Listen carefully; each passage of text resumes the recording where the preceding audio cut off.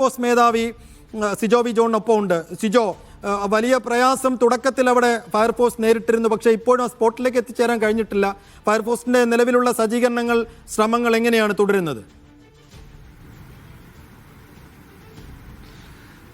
ഏതൊക്കെ തരത്തിലാണ് രക്ഷാപ്രവർത്തനം പുരോഗമിക്കുന്നത്, എന്തെല്ലാം നടപടികളാണ് സ്വീകരിക്കുന്നത് സംബന്ധിച്ച് ഫയർഫോഴ്സ് മേധാവി തന്നെ മീഡിയയോടൊപ്പം വിശദീകരിക്കുന്നു.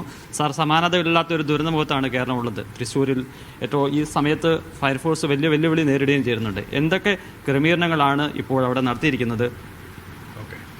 ആദ്യമായിട്ട് അവിടെ ഞങ്ങൾ 5 സ്റ്റേഷനിൽ നിന്നും മൾട്ടിപ്പിൾ വെഹിക്കിൾസ് ഫയർ എൻജിൻസ് പോയിട്ടുണ്ട്. പല ടൈപ്പുള്ള ഫയർ എൻജിൻസ് പോയിട്ടുണ്ട്. അതിൻ്റെ സപ്പോർട്ട് ചെയ്യാനായിട്ടുള്ള വാട്ടർ ബൗസേഴ്സ് അടക്കം അവിടെ പോയിട്ടുണ്ട്. വാട്ടറിൻ്റെ കമ്മി ആയിരിക്കില്ല. പിന്നെ ജില്ലാ ഫയർ ഓഫീസറും പാലക്കാട്ടിൽ നിന്നും റീജിയണൽ ഫയർ ഓഫീസർ അദ്ദേഹത്തിൻ്റെ നേതൃത്വത്തിലാണ് ഇപ്പോൾ ഫയർ ഫൈറ്റിംഗ് നടക്കുന്നത്. പിന്നെ അവിടെ എക്സ്പ്ലോസീവ്സ് ആയതുകൊണ്ട് ഫയർ എൻജിന് വളരെ അടുത്ത് എത്താൻ സാധിക്കുന്നില്ല. അപ്പോൾ ഇത് അറിഞ്ഞതുകൊണ്ട് ഞങ്ങൾ എറണാകുളത്തിന് ഒരു റോബോ അങ്ങോട്ട് അയച്ചിട്ടുണ്ട്. അപ്പോൾ റോബോ കൊണ്ട് നമുക്ക് കുറച്ചുകൂടി അടുത്തോട്ട് പോകാൻ സാധിക്കും എന്നുള്ളതാണ്. So that is the current status. പിന്നെ ഇതിൻ്റെ ഏരിയൽ സ്പ്രെഡ് എങ്ങനെയാണ് ഫയറിൻ്റെ അത് നമുക്ക് അറിയാൻ സാധിച്ചിട്ടില്ല. അതുകൊണ്ട് പോലീസുമായി റിക്വസ്റ്റ് ചെയ്തിട്ടുണ്ട്. പോലീസ് അയക്കാൻ തയ്യാറായിട്ടുണ്ട്. അപ്പോൾ അവരുടെ ഡ്രോൺസ് അങ്ങോട്ട് വിട്ടിരിക്കുകയാണ്. ഡ്രോൺസ് കൊണ്ട് നോക്കിയിട്ട് നമുക്ക് എന്തെങ്കിലും ആൾ സ്റ്റക്കാണോ, എന്തെങ്കിലും ആളെ രക്ഷപ്പെടുത്താൻ വേണ്ടി മാർഗം നോക്കണം. പിന്നെ ഏത് സ്ഥലത്തിന് അപ്രോച്ച് ചെയ്യാൻ പറ്റുമെന്ന് കൂടെ അറിയാൻ സാധിക്കും. അതുകൊണ്ട് ഈ ഡ്രോൺസും റോബോസാണ് ഉപയോഗിക്കാൻ പോകുന്നത്. ഇത് ഇങ്ങനെ ഒരു അപകടം സംഭവിച്ചാൽ അതിൻ്റെ ഒരു സുരക്ഷാ ക്രമീകരണങ്ങളൊക്കെ ഉണ്ടാകേണ്ടിയിരുന്നില്ലേ? അതിൽ ഇപ്പോഴാണല്ലോ അതിലൊരു പ്രശ്നം. First priority is to put this fire out and അതിലുള്ള ആൾക്കാരൊക്കെ രക്ഷപ്പെടുത്തി അവർക്ക് ജീവനം രക്ഷിക്കാനാണ് നമ്മുടെ ടോപ്പ് പ്രയോറിറ്റി ഉള്ളത് ഇപ്പോൾ.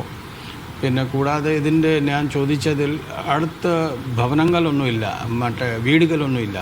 അതുകൊണ്ട് ആ ഒരു പേടിയില്ല. വേറെ എന്തെങ്കിലും ജനങ്ങളുണ്ടോ, കോളറ്ററലിൻ്റെ സാധ്യത ഇതിൽ കാണുന്നില്ല. നമുക്ക് ഇപ്പോൾ പ്രയോറിറ്റി ഉള്ളത് ഈ ഡ്രോൺ വന്നാൽ നമുക്ക് എന്തെങ്കിലും ഒന്ന് റൺ ചെയ്തിട്ട് എന്തെങ്കിലും ആൾ അതിൻ്റെ അകത്ത് കിടപ്പുണ്ടോ, അല്ലെങ്കിൽ സഹായം ആവശ്യമുള്ള എന്തെങ്കിലും ആൾ ഉണ്ടോ, അത് രക്ഷിക്കാനാണ് ഫസ്റ്റ് പ്രയോറിറ്റി. പിന്നെ എത്രയും പെട്ടെന്ന് ഈ ഫയർ അടച്ചിട്ട് അടുത്തോട്ടൊക്കെ പോകണം. ഇത് എന്ത് സംഭവിച്ചതാണെന്നുള്ള തരത്തിലൊരു പ്രാഥമികമായിട്ടുള്ളൊരു ഞങ്ങൾ അറിഞ്ഞത് അവിടെ ഈ കുറച്ച് ഫയർ ക്രാക്കേഴ്സൊക്കെ മാനുഫാക്ചർ ചെയ്തിട്ട് വെച്ചിരുന്നത്. ഇനി ചിലപ്പോൾ അവർ മാനുഫാക്ചറിങ് നടന്നുകൊണ്ടിരിക്കും. ആ സമയത്താണ് പൊട്ടമുണ്ടായത്. സ്റ്റേഷനിൽ വിവരം കിട്ടിയിട്ട് ഉടനെ നമ്മുടെ ആൾക്കാരെ അവിടെ എത്തിയത്. അവൈലബിൾ ആണെങ്കിൽ കൂടുതൽ ആളുകളെ അങ്ങോട്ട് വിന്യസിക്കാനുള്ള സൗകര്യങ്ങളെല്ലാം ഉണ്ട് അല്ലേ? പ്രശ്നമില്ല. അത് ഫീൽഡ് ഓഫീസേഴ്സ് തന്നെ വിളിപ്പിച്ചോളും, അത് വന്നോളും. അതിന് യാതൊരു തടസ്സമില്ല. പക്ഷേ ഇപ്പോൾ റോബോ നമുക്ക് എത്രയും പെട്ടെന്ന് അവിടെ എത്തിയാൽ നമുക്ക് കുറച്ചുകൂടി സഹായമായിരിക്കും എന്നാണ്.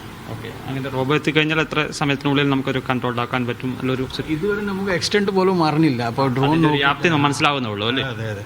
അപ്പോൾ ഡ്രോൺ നോക്കിയിട്ട് നമുക്ക് പ്രയോറിറ്റി ആയിട്ട് എവിടെ എത്തിക്കണം, അതായിരിക്കും നമ്മുടെ ഒരു ശ്രമം.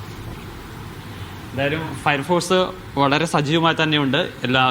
എത്രത്തോളം ആധുനികമായിട്ടുള്ള സംവിധാനങ്ങളുണ്ടോ അതെല്ലാം പരമാവധി ഉപയോഗിക്കുകയാണ് ഫയർഫോഴ്സ്. മാത്രമല്ല, ഫയർഫോഴ്സ് പോലീസിൻ്റെ കൂടി സഹായത്തോടുകൂടിയാണ് ഈ നടപടികളിലേക്ക് കടന്നിരിക്കുന്നത്. എന്തായാലും വളരെ വേഗത്തിൽ തന്നെ ഇതിനായിട്ട് എത്താനും അതോടൊപ്പം തന്നെ ഇത് നിയന്ത്രണ വിധേയമാക്കാനുള്ള ശ്രമത്തിലാണ് ഇപ്പോൾ ഫയർഫോഴ്സ്.